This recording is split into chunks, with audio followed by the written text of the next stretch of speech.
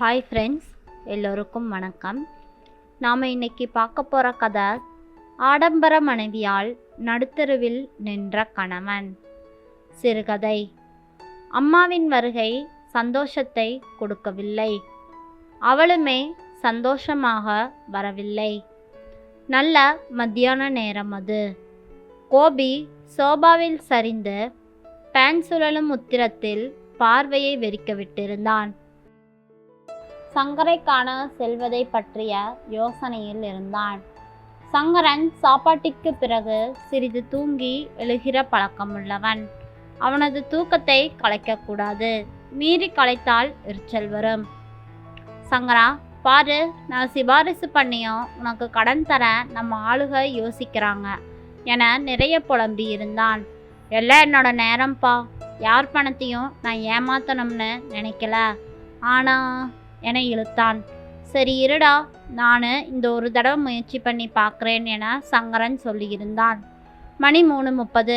கண்கள் லேசாக கிறங்கவே வாசலில் அம்மா என்று கோபி என்ற குரலுடன், அம்மாவா, என்ன இது திடீர்னு, வாமா என கூப்பிட்டு உள்ளே அழைத்தான். அவளோ துணிப்பையை மடியில் கிடத்தியபடி அப்பாடா என பெருமூச்சு விட்டாள். கூர்ந்து பார்த்தாள். என்னம்மா, நான் கேள்விப்பட்டதெல்லாம் நெசமாயா என குரல் மெதுவாகவும் அந்த கேள்விக்கான பதிலை பெறவே வந்ததை போலவும் இருந்தது. என்னம்மா, கடையை மூடிட்டியாம்மா? வியாபாரம் பண்ணி 2 மாதம் ஆகுதுன்னு எல்லாரும் சொல்கிறாங்களே, அப்படியா என கேட்கவும் கோபிக்கு வியர்த்தது. எங்கோ கிராமத்தில் இருக்கும் இவளுக்கு எப்படி தெரிந்திருக்கும்?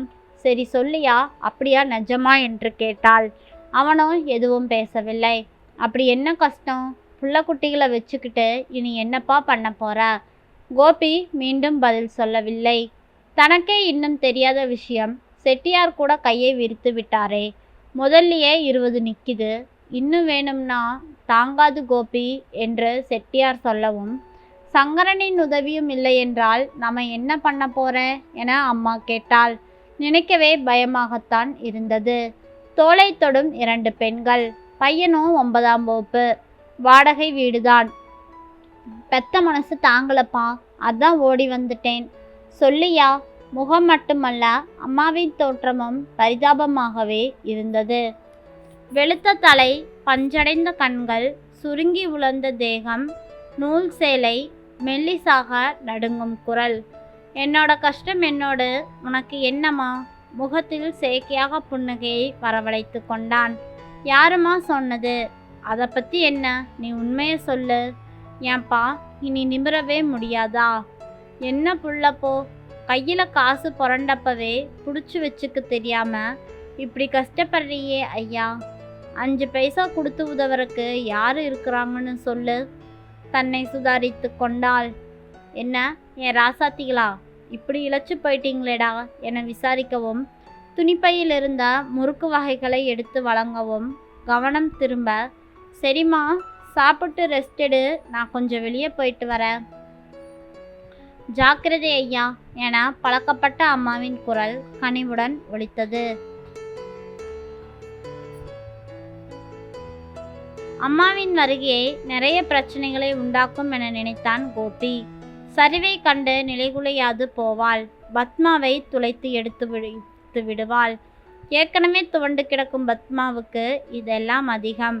ஸ்கூட்டரை காணோம், நகை எங்க, டிவி எங்க, எப்படி இவ்வளோ கடனாச்சு, ஏன் கடையை அடிக்கும்படியாச்சு என கேள்விகளை அடக்கி கொண்டே போனாள். பணத்தை பணம்னு மதிக்கணும். தன்னை மதிக்கிறவங்கிட்ட மட்டும்தான் அது தங்கும், தெரிஞ்சுதா என அம்மா அடிக்கடி சொல்லுற வார்த்தைகளை கண்டு பணத்தின் அருமையை தெரிந்தவள். எல்லாம் அவனுடைய ஞாபகத்துக்கு வந்தன.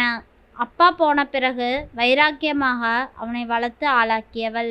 எருமைகளை வாங்கி பால் கறந்து தலை சுமையாய் மோரை விற்று வரைட்டி தட்டி விற்று கண்ணெதிரே பார்த்து வளர்ந்தும் நம்மளுக்கு இவ்வளோ அலட்சியம் கூடாது. மேடு கடந்து வந்ததை மறந்தது போனமே. சம்சாரமாக வாய்த்தவளுமா இப்படி? அம்மா முதல் மாதமே சொன்னாள்.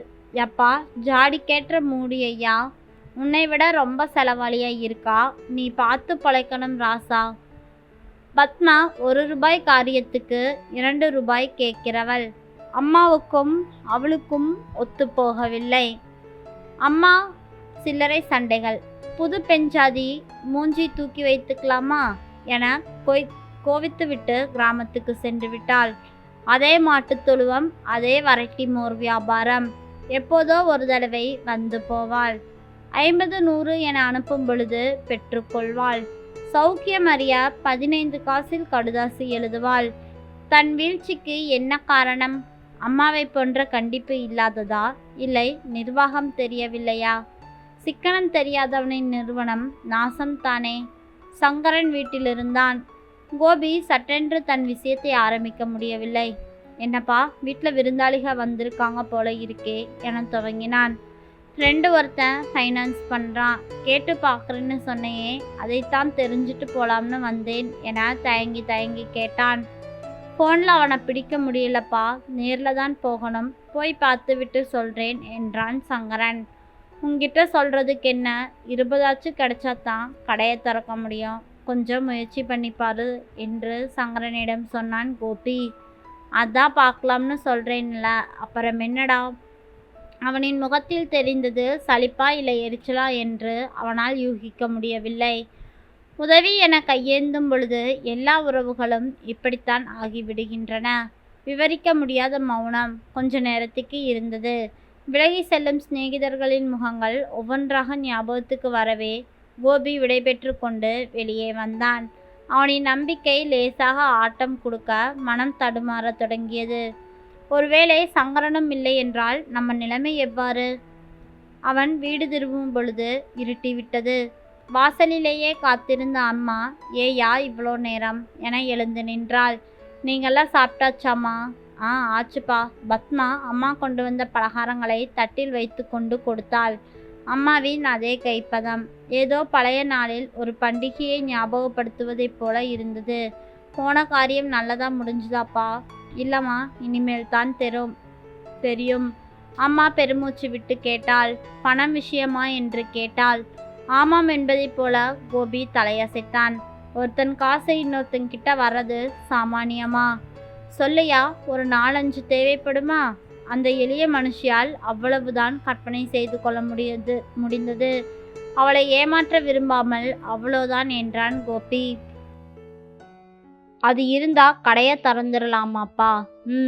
ரசந்தானே, கவலையை விடு, நான் தரேன். நீ மற்ற ஏற்பாடுகளை எல்லாம் கவனி.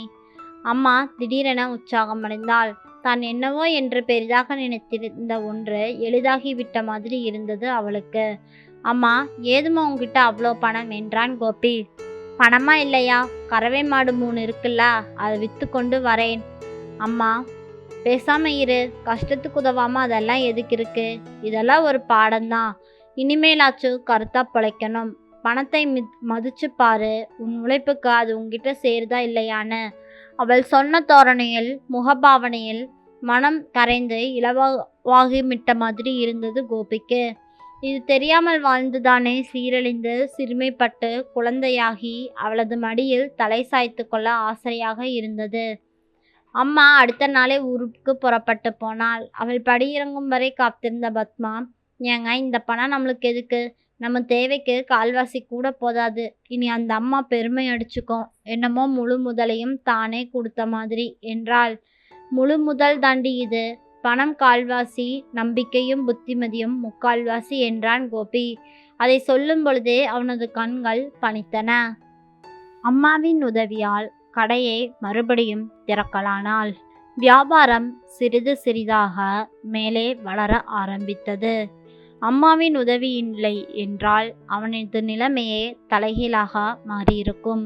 அதனால் அவன் அம்மாவுக்கு நன்றி கடன் செலுத்தும் விதமாக அம்மாவை கூடவே வைத்து கொண்டான். இதனால் அவனது மனைவியின் செல்வாக்கு கம்மியாகியது. செலவும் படிப்படியாக குறைத்து கொண்டாள். குடும்பம் தலைநிமிர அம்மாவே காரணமாக இருந்தாள். நன்றி. இந்த கதை பிடிச்சிருந்தா மறக்காம நம்ம சேனலை லைக் பண்ணி சப்ஸ்கிரைப் பண்ணி உங்களோட ஆதரவை எனக்கு கொடுங்க. தேங்க்யூ.